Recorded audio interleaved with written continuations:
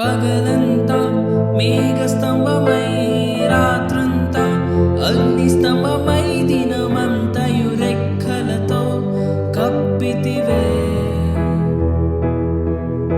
స్నేహితులే నన్ను వదిలేసిన బంధువులే భారమని తలచిన నా కొరకై బలి అయితివే.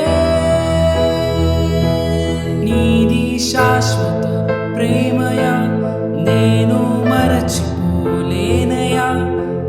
ఎన్ని యుగాలైనా మారదు.